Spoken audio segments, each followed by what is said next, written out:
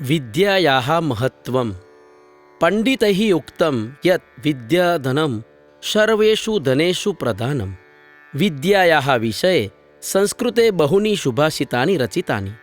प्रत्येक सुभाषिते विद्यायाः महत्त्वं दत्तं। विद्या धनतुल्यः इति कथ्यते, परम् एतत् विद्याधनं साधारणधनवत् नास्ति। विद्याधनस्य व्ययेन तस्य क्षयः न, परं तस्य वर्धनम् एव भवति।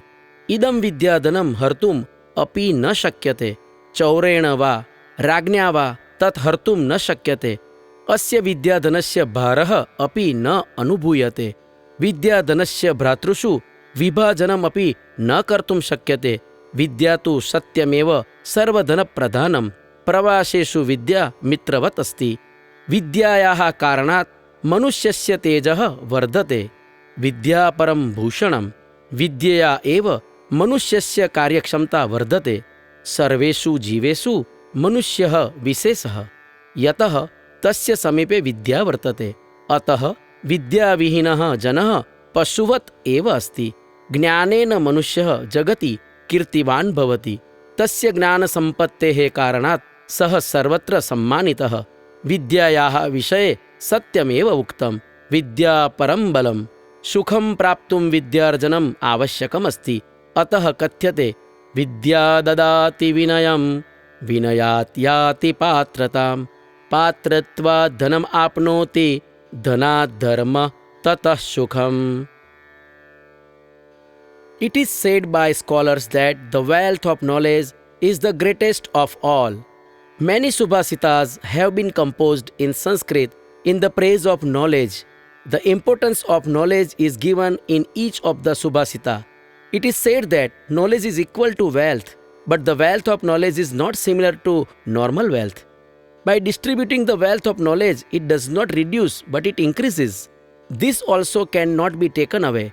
It cannot be stolen by robbers, nor can be taken away by the king in the form of taxes. It is also not a burden. It cannot be distributed amongst the siblings as inheritance. Knowledge is truly the greatest wealth of all. Knowledge is like a friend in one's travels. Knowledge increases a person's radiance. Knowledge is the greatest ornament.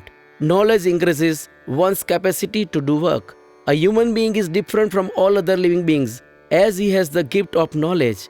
Therefore, a person without knowledge is considered similar to an animal. Knowledge makes a person gain fame in the world. A person is respected everywhere because of his or her knowledge. It is truly said about knowledge that knowledge is the greatest strength. Gaining knowledge is important in order to be happy. So it is said that knowledge gives a person humility. From humility comes capability. With capability comes money. When money is used wisely, adhering to dharma, one gets peace. विद्वानों ने कहा है कि ज्ञान सबसे बड़ा धन है। ज्ञान की स्तुति में संस्कृत में अनेक सुभाषितों की रचना की गई है। प्रत्येक सुभाषित में ज्ञान का महत्व बताया गया है। कहा जाता है कि ज्ञान धन के बराबर है, लेकिन ज्ञान का धन सामान्य धन के समान नहीं है। ज्ञान के धन को बांटने से वह घटता नहीं बल्कि बढ़ता है। यह छीना नहीं जा सकता। इसे न तो लुटेरे चुरा सकते हैं और न ही राजा इसे करों के रूप में ले जा सकता है। यह बोझ भी नहीं है। इसे भाई बहनों के बीच विरासत के रूप में वितरित नहीं किया जा सकता। ज्ञान वास्तव में सभी का सबसे बड़ा धन है। ज्ञान यात्रा में मित्र के समान होता है। ज्ञान से व्यक्ति का तेज बढ़ता है। ज्ञान सबसे बड़ा आभूषण है। ज्ञान व्यक्ति की कार्य करने की क्षमता को बढ़ाता है। मनुष्य अन्य सभी प्राणियों से भिन्न है क्योंकि उसके पास ज्ञान का वरदान है। इसलिए ज्ञान विहीन व्यक्ति को पशु के समान माना जाता है। ज्ञान व्यक्ति को संसार में प्रसिद्धि दिलाता है। व्यक्ति अपने ज्ञान के कारण ही सर्वत्र आदर पाता है। ज्ञान के बारे में सच में कहा गया है कि ज्ञान सबसे बड़ी ताकत है। खुश रहने के लिए ज्ञान प्राप्त करना महत्वपूर्ण है। कहा जाता है कि ज्ञान मनुष्य को विनम्र बनाता है। विनम्रता से ही उस व्यक्ति को योग्यता मिलती है। योग्यता से संपत्ति मिलती है और संपत्ति के सदुपयोग करने से उसे सुख मिलता है।